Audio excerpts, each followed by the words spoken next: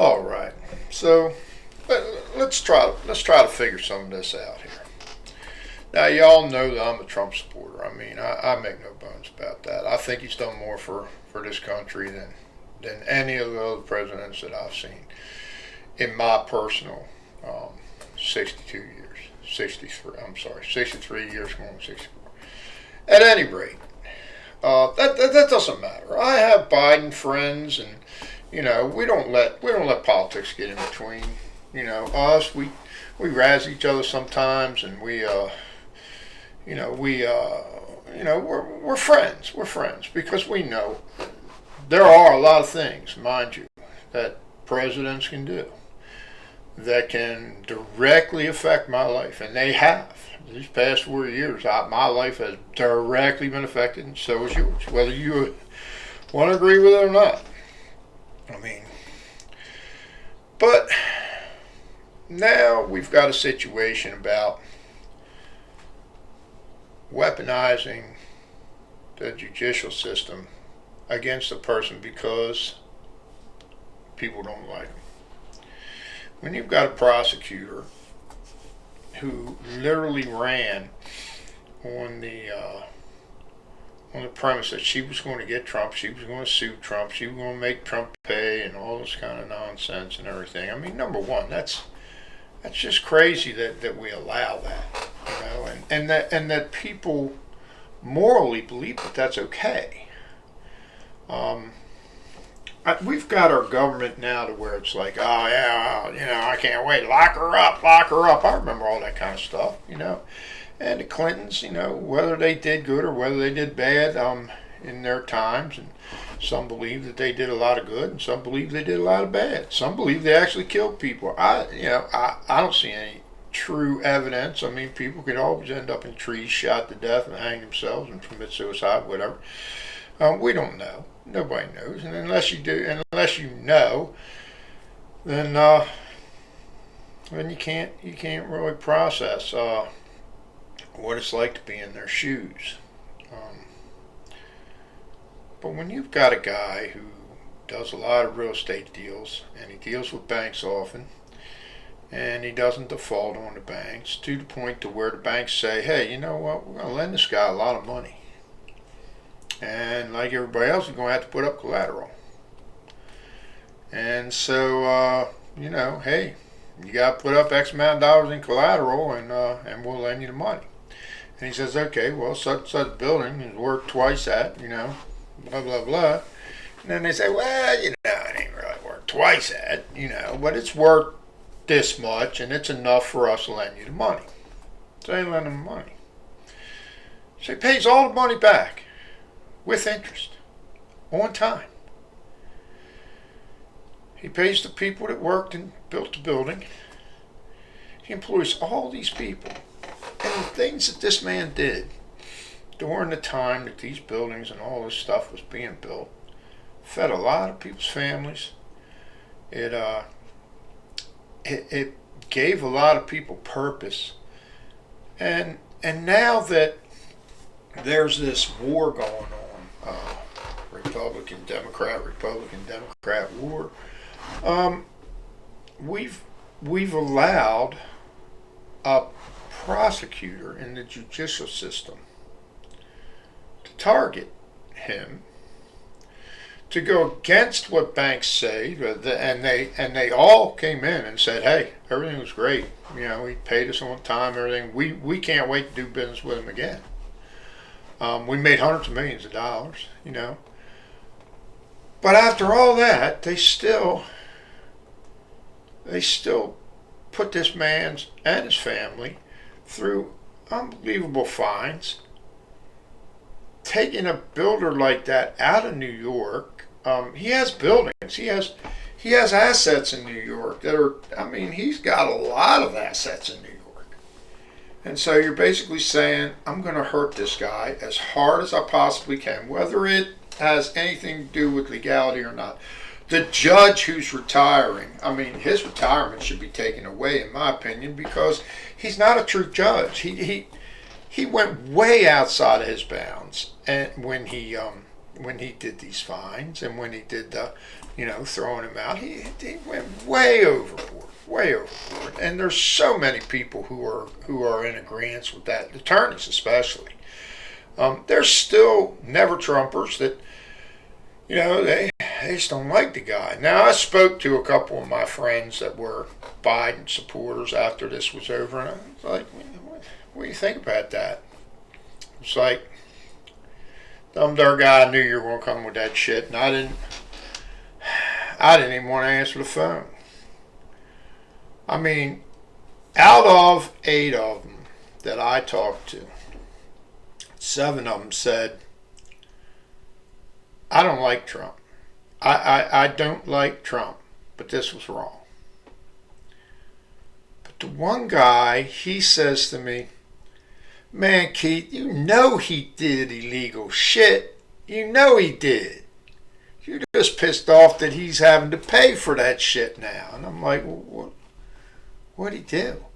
And he didn't watch the trial. He had no idea what, other than the verdict, and they got Trump, and now they're kicking him out of New York. He's all happy about that and everything. And I'm like, really? You're happy? You're happy that somebody was allowed to use the judicial system?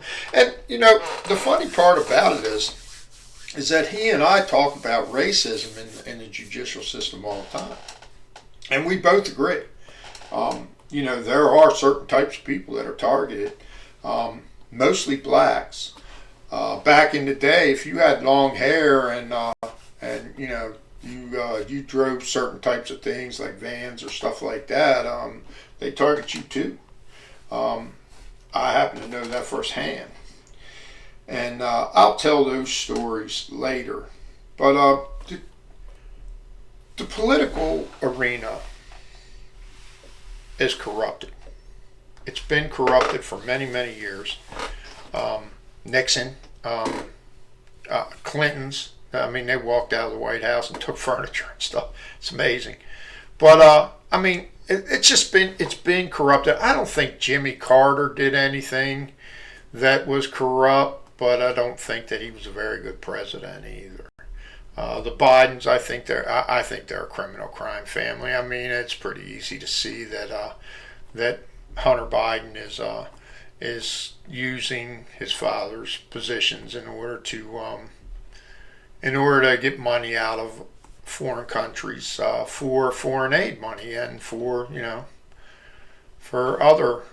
other things like firing prosecutors that are against companies that he's on the board for.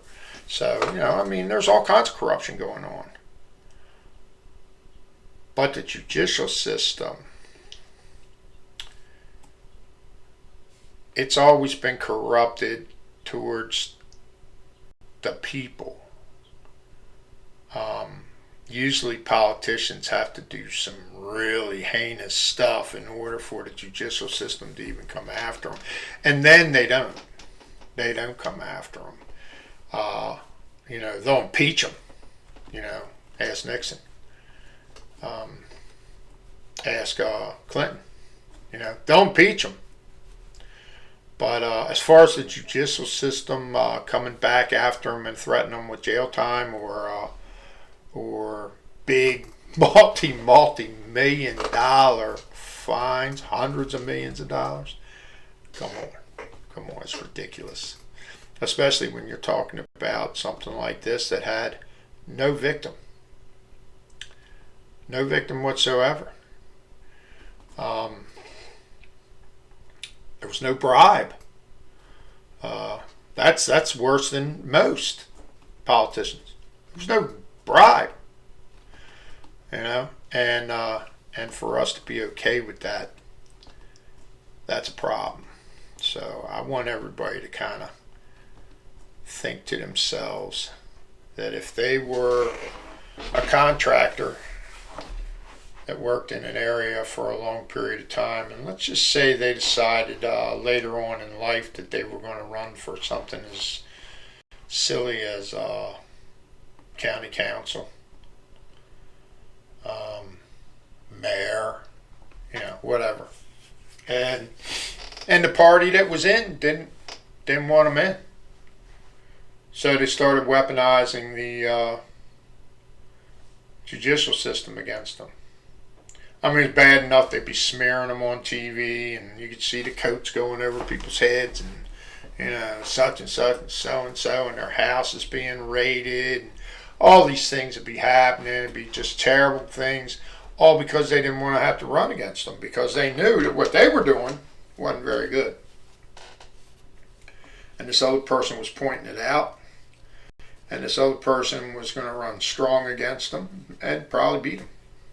So they decided, well, we're just gonna drown this person in a bunch of legal stuff, and maybe make it so that we can lock this guy up or fine him so bad that he won't have the money to run against him. I think we've seen that kind of stuff in socialist societies in South America. I think we've seen that kind of stuff in governments in South Africa. I think we've seen this kind of stuff in lots of dictatorships. But now we're seeing it in the United States. And now we have to decide, are we going to allow it? We already know that our country's going way downhill. We already know that this country is about to, in the next 5 years, if we were doing what we're doing now, wouldn't be able to withstand it. There's just no way.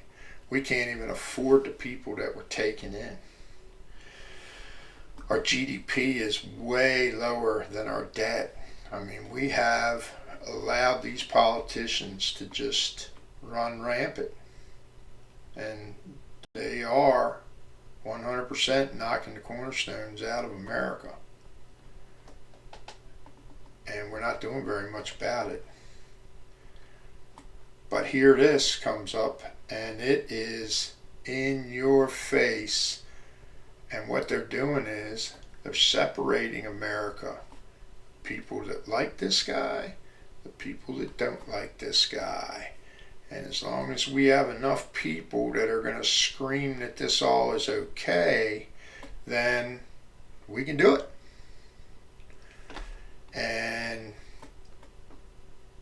that's pretty sad, because the fact of the matter is that it's not necessarily the majority of the people that scream the loudest. It's a hard gut punch. I hope that the people in the United States look at this and do legal things to make sure that it can't happen again. There's a lot of ways to fix this. The first one is to look at ourselves and say, hey, is this okay? If this were me being relentlessly pursued by the judicial system because I'm running for an office, would I even have the resilience to keep going, to keep trying? It amazes me. You got a billionaire who could easily turn and buy an island. Hell, he could have bought Jeffrey Epstein's island and just not brought girls on it. Looked like a pretty nice place to live. I mean, he could very easily just walk away from all this and leave us to our own cesspool. And we got to stop being so damn lazy. We got to stop being so turn the other cheek. Because right now, by everybody being too damn lazy to do anything about it, we are destroying our home. Well, that's just my feelings. And as you all know, I'm just a dumb dirt guy. So y'all make up your own minds on how you want to act. I don't care who it is. If somebody's being persecuted like this, it's wrong. It's dead wrong. So You decide how you want to live.